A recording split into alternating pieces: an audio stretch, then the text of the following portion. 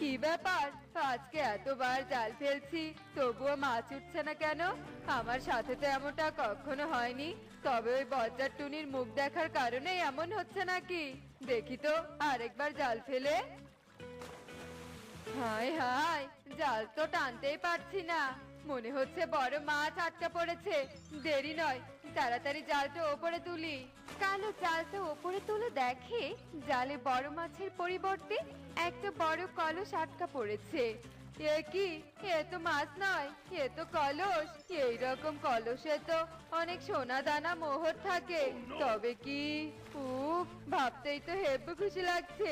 এবার আমি ধনী হয়ে যাব। যাই যাই, পাড়ে গিয়ে কলসের মুখটা খুলে দেখি। যেই কথা সেই কাজ, কালু কলসটা পাড়ে নিয়ে এসে যেই কলসের ঢাকনা খুলে ঠিক তখনই কলসের ভেতর থেকে ধোঁয়া বের হতে থাকে। আর সেই ধোঁয়ার সাথে কলসের ভেতর থেকে তিনটে গাভী বেরিয়ে আসে।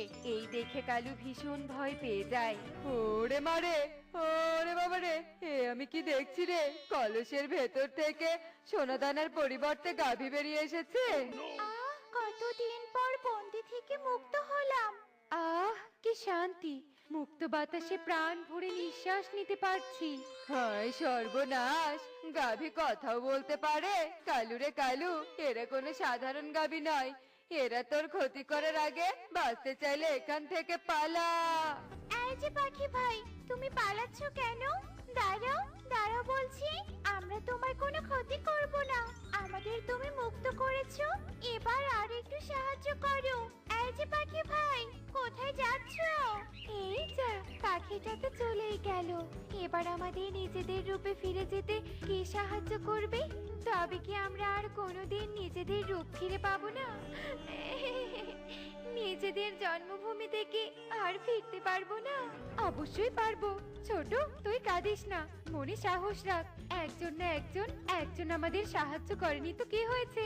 বনে আরো অনেক পাখি আছে, আমরা তাদের কাছে সাহায্য চাইবো। দেখবি একজন না একজন আমাদের সাহায্য করবেই করবে।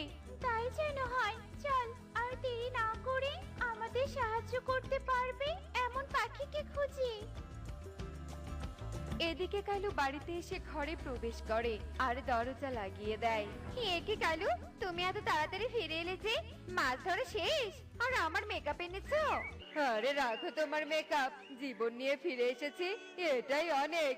জীবন নিয়ে ফিরে এসেছো মানে কি হয়েছে? কালু, তোমাকে এমন দেখাচ্ছে কেন? বলো, আমাকে বলো তো। বলছি বলছি, তার আগে আমাকে এক গ্লাস